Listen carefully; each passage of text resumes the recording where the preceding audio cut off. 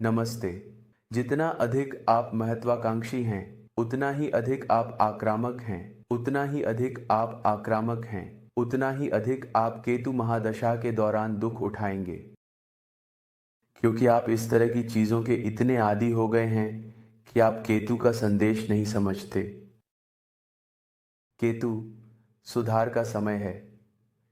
जब केतु महादशा शुरू होती है तो यह आपके लिए इन सभी प्रकार के गुणों, बुरे गुणों को छोड़ने का एक सुनहरा अवसर है जो आपकी वास्तविक वृद्धि, आपकी आंतरिक वृद्धि में कोई मूल्य नहीं जोड़ते।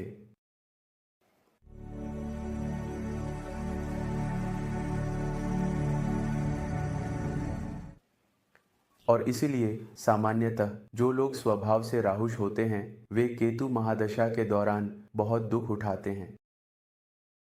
और जो लोग सकारात्मक केतु रखते हैं, अर्थात जो मानव जीवन के गहरे पहलुओं को समझने की एक निश्चित प्रवृत्ति रखते हैं, ऐसे लोग, ऐसे विकसित होते आत्माएं, वे वास्तव में इस केतु महादशा के दौरान विकसित होते हैं और कई चीज़ें सीखते हैं। इसलिए यह सब इस पर निर्भर करता है कि आप भीतर से कौन हैं। यह हो सकता है कि शुरुआत में, चूंकि आप केतु दशा में प्रवेश कर रहे हैं, आप पूरी तरह से उत्साहित हों। आप हमेशा दौड़ते रहे हैं, आदेश देते रहे हैं। लेकिन जब केतु दशा शुरू होती है, यदि आपके पास एक निश्चित समझ है तो आप परिवर्तन कर सकते हैं। आपको केतु महादशा के दौरान आत्म परिवर्तन का यह अवसर मिलता है।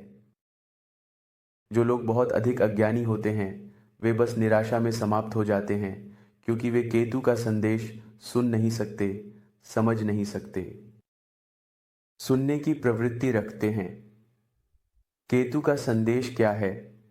ऐसे पुरुष और महिलाएं, वे वास्तव में इस केतु महादशा के दौरान परिपक्व होते हैं।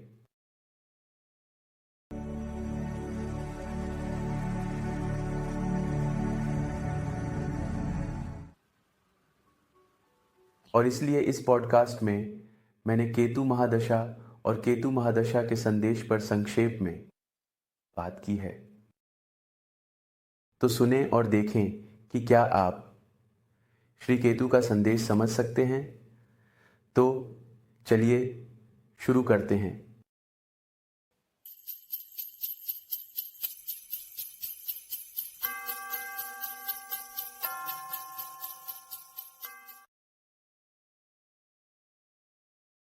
यदि आप श्री केतु का संदेश नहीं समझते हैं तो आप दुखी होंगे। यदि आप समझ सकते हैं कि केतु आपसे क्या करना चाहता है तो आप आनंद पाएंगे। 4वें घर में केतु, 10वें घर में राहु लाता है। 10वें घर में राहु करियर के मामलों के प्रति जुनून है। यह स्वभाव से बहुत महत्वाकांक्षी है। महत्वाकांक्षा आपको दौड़ने पर मजबूर करती है। अब आप और नहीं दौड़ सकते और फिर निराशा आती है। फिर आप यह मानने लगते हैं कि यह सब केतु के कारण हो रहा है। समस्या केतु नहीं है, समस्या आपकी महत्वाकांक्षा है। महत्वाकांक्षा एक जहर है, लेकिन बोतल पर लेबल कहता है कि यह शुद्ध अमृत है। तो 10वें घर में राहु लोग अपनी जिंदगी को बहुत महत्वाकांक्षी होकर बर्बाद कर देते हैं और फिर वे पूछते हैं, मैं इतना दुखी क्यों हूं? केतु राहु का विपरीत है। केतु नपुंसक है, राहु यौन है। क्षमा करना केतु है, प्रतिशोधी राहु है। निस्वार्थ केतु है, स्वार्थी राहु है। संतुष्ट रहना केतु की प्रकृति है, महत्वाकांक्षी होना राहु की प्रकृति है। जरूरत के अनुसार करना केतु का नारा है। ज्यादा करो, यह राहु का नारा है। राहु बहुत ज्यादा कर रहा है। बहुत ज्यादा करना ही एकमात्र पाप है। कहते हैं लाओ त्जू, जो सबसे महान आध्यात्मिक गुरु में से एक हैं। जो बाधा आप महसूस करते हैं वह मन की है। मन बहुत चाहता है, जबकि केतु कह रहा है धीमा हो जाओ। फिर आप इसे एक बाधा समझते हैं, वास्तव में यह नहीं है। जब आपकी नौकरी चली जाती है, जब आपको निकाल दिया जाता है, जब आप बेरोजगार हो जाते हैं, यह केतु का संदेश है कि आप बहुत दौड़ रहे थे। अब समय है पीछे बैठने और अपने आप को फिर से चार्ज करने का, अंदर की ओर मुड़कर और अपनी कमियों को समझकर। लेकिन लोग इसे और तरह से लेते हैं। वे चिल्लाने और शोर मचाने लगते हैं। एक बार ऐसा हुआ, एक युवा व्यक्ति चिल्ला रहा था, भगवान आप कहाँ हैं? भगवान, मैं अपना उत्तर चाहता हूँ। भगवान, आप इतने अज्ञानी कैसे हो सकते हैं? अब भगवान ने सोचा यह एक बार और हमेशा के लिए सुलझाना चाहिए। तो भगवान आए और कहा, आपकी उम्र कितनी है और आप कितने सालों से काम कर रहे हैं? युवक ने कहा, मैं 37 साल का हूं और मैं पिछले 13 सालों से काम कर रहा हूं। भगवान ने कहा, तो उन 13 सालों में आपकी देखभाल कौन कर रहा था? युवक ने कहा, आप मेरी देखभाल कर रहे थे। भगवान ने कहा, तो आप उन 13 सालों को भूल गए और सिर्फ 13 महीनों की बेरोजगारी के लिए आप मुझ पर चिल्ला और चिल्ला रहे हैं। कौन अज्ञानी है, आप या मैं?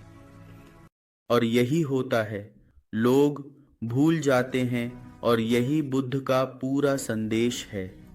एक शब्द में सरस्वती। याद रखें, 40 साल तक बुद्ध उस भूमि पर घूमते हैं जिसे अब बिहार कहा जाता है, और वह जो कुछ करते हैं वह अज्ञानी लोगों को याद करने में मदद करना है।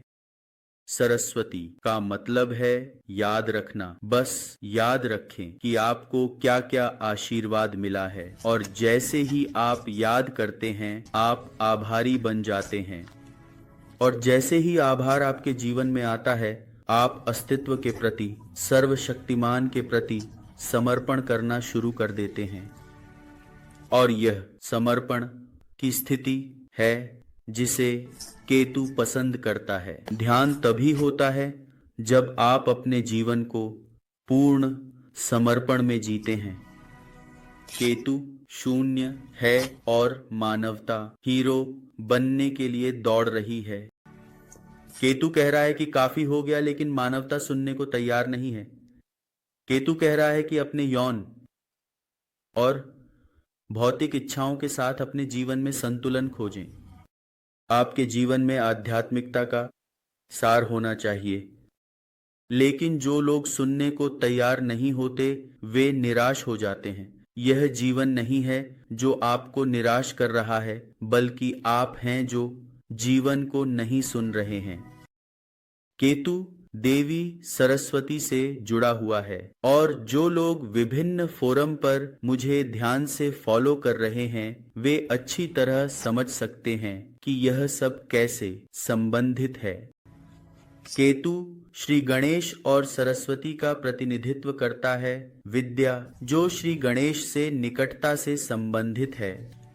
इसलिए केतु महादशा सभी प्रकार की पढ़ाई के लिए हमेशा अच्छी होती है, उच्च, निम्न, मध्यम, क्योंकि केतु का पूरा संदेश आपकी जागरूकता को बढ़ाना है।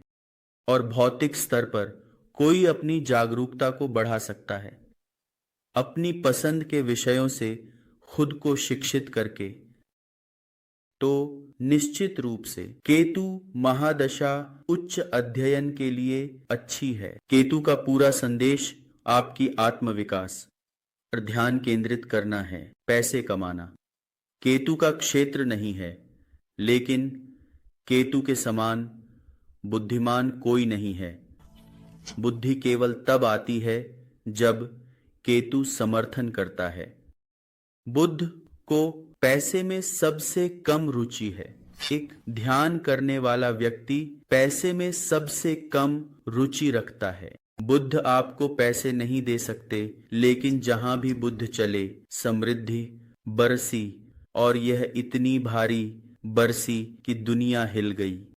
पूरे गांव और कस्बे हिल गए, और फिर भी बुद्ध कभी नहीं आए, इसलिए कि यह सोचना भी कि कुछ अच्छा मेरे कारण हो रहा है अहंकार की ओर ले जाता है, और फिर यह अहंकार एक बाधा बन जाता है। तो केतु बाधा का स्रोत नहीं है। केतु आपको बस आराम करने, धीमा होने में मदद कर रहा है, लेकिन आपके भीतर का राहु हमेशा आपको बेचैन करता है, और फिर वही कहानी दोहराई जाती है, और इस तरह जीवन के बाद जीवन वही कहानी दोहराती रहती है। पैटर्न वही रहता है, बस डिजाइन बदलता रहता है। यीशु एक धनी व्यापारी से कहते हैं, वह व्यापारी के घर पहली बार आए हैं, और यीशु कहते हैं, अपने धन को गरीबों साझा करो, आपके दरवाजे पर इंतजार कर रहे हैं। और व्यापारी खुशी खुशी अपने धन को गरीबों के साथ साझा करता है। अब एक अज्ञानी व्यक्ति के लिए यीशु एक बाधा, एक दर्द के रूप में प्रकट होंगे, लेकिन एक जागरूक व्यक्ति के लिए यीशु का संदेश एक छिपा हुआ आशीर्वाद है। यह गहरा है और समय कम है, लेकिन इस साझा करने के माध्यम से मैं अपने सभी श्रोताओं और अनुयायियों को फिर से जागरूक करना चाहता हूं कि यदि आप बहुत महत्वाकांक्षी, बहुत अज्ञानी और बहुत बाहरी चीजों पर केंद्रित हैं, तो आप केतु महादशा के दौरान निराश महसूस करेंगे। लेकिन वही केतु दशा आपके जीवन के सबसे महान समयों में से एक, आपके जीवन के सबसे बड़े आशीर्वादों में से एक बन सकती है, यदि और केवल यदि आप अपना ध्यान बाहर से अंदर की ओर मोड़ते हैं। यदि आप बैठ सकते हैं, यदि आप आत्म साक्षात्कार कर सकते हैं कि यह धीमा होने और अपनी आत्म विकास पर ध्यान केंद्रित करने का समय है, तो तभी केतु आपके जीवन को एक सुंदर कविता में बदल सकता है।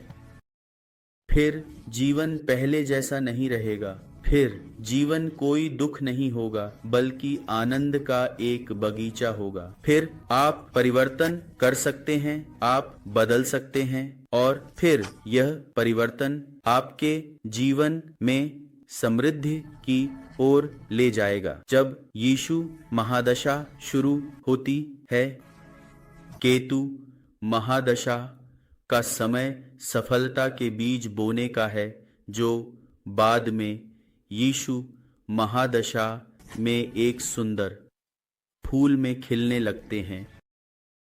अभी के लिए इतना ही। आप सभी आशीर्वादित रहें और ध्यान और जप करना याद रखें। हर दिन जप आपके जीवन का एक हिस्सा बन जाना चाहिए। जैसे आप अपने 2 समय के भोजन करते हैं, उसी तरह आपको दिन में 2 बार जप करना नहीं भूलना चाहिए। यह आपके जीवन का एक हिस्सा बन जाना चाहिए। और जिन्होंने इस बहुत महत्वपूर्ण संदेश को समझा है, केवल वही कुछ चुने हुए लोग अपने आध्यात्मिक पथ पर प्रगति करेंगे और परे अदृश्य भगवान के अनुभव को प्राप्त करेंगे। जय श्री गणेश, जय गुरु।